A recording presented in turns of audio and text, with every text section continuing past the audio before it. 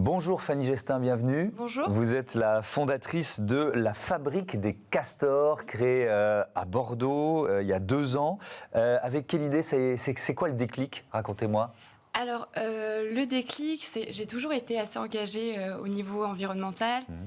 J'ai passé mon enfance sur un voilier et je trouve que quand on vit sur un petit espace, pas tant que ça d'électricité, d'eau douce, à 5, on fait attention aux questions un petit peu de sobriété.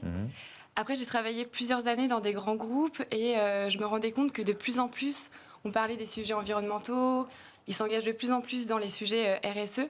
Et je me suis dit, alors pourquoi pas proposer des animations pour sensibiliser les collaborateurs à tous ces enjeux-là.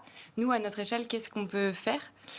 Et du coup, au début, j'ai commencé à proposer des ateliers do it yourself en entreprise. L'idée était de allier la théorie et la pratique en fabriquant ses propres produits, que ce soit cosmétiques ou produits ménagers. D'accord, donc ça c'est vraiment le point de départ. Et puis évidemment, ça a grandi. Quel type d'événements vous organisez pour les entreprises? Ouais, on organise plusieurs types d'événements. Alors, les entreprises, parfois, elles viennent nous voir, par exemple, pour animer un petit peu le calendrier avec, par exemple, le Journée de la Terre, etc. Ça peut être dans le cadre, par exemple, un midi. On peut faire des ateliers do it yourself. Par exemple, la semaine dernière, on était avec Kabaya pour faire des ateliers do it yourself en entreprise. Après, beaucoup d'entreprises nous contactent, par exemple, dans le cadre de séminaires où ils veulent proposer des ateliers un petit peu et des team building éco-responsables.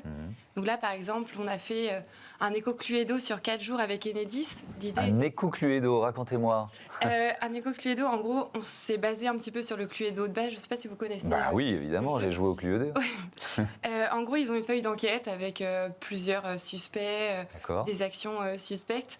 Là, c'est pas un crime tout simple, enfin, c'est un crime contre l'écologie. Et ils vont avoir des petites énigmes à faire sur l'environnement pour découvrir des éco-gestes. Et progressivement, ils vont pouvoir innocenter les personnes suspectes.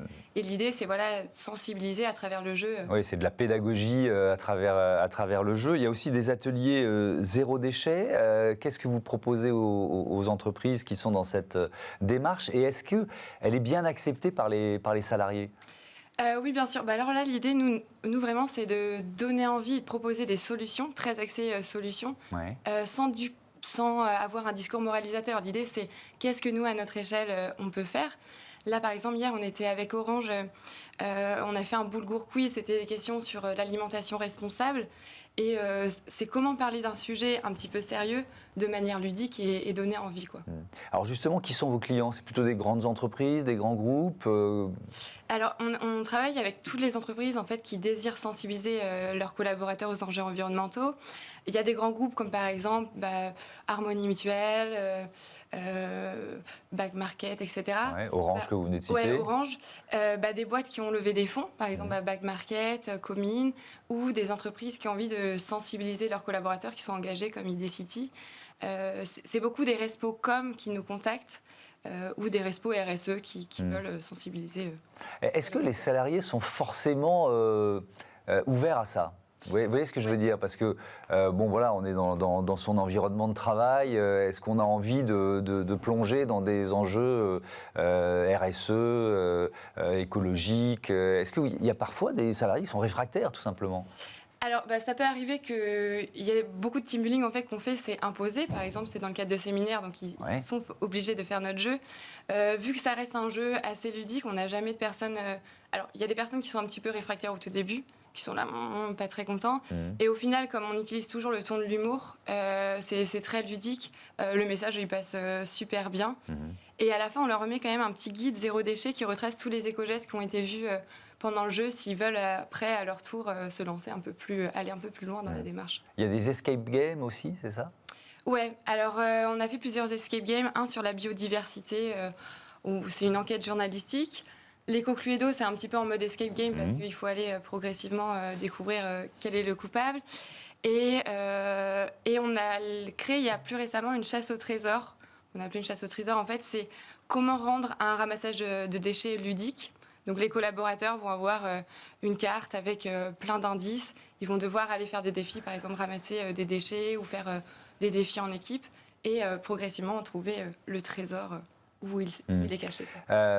Donc vous faites de la pédagogie, on l'a bien compris, destinée aux salariés. Est-ce que le fait de passer par le ludique pour vous, c'est essentiel. Est-ce que vous pensez qu'on apprend mieux quand on est dans un cadre comme celui-là? Moi, oui, je suis convaincue que rendre les choses ludiques, c'est... en tout cas, pour faire passer le message, je trouve que c'est la meilleure façon. Ça passe en souplesse, en quelque sorte, en douceur, quoi. Voilà. Et ça passe bien. C'est assez... je trouve que c'est beaucoup plus facile de faire passer un message sous la forme ludique.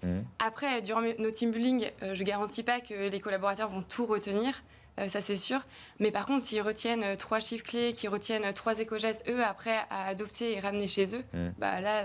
c'est gagné. C'est gagné. Merci beaucoup, Fanny Gestin. Bon vent à la Fabrique des Castors. Voilà, c'est la fin de cette émission. Merci à toutes et à tous de votre fidélité. À demain.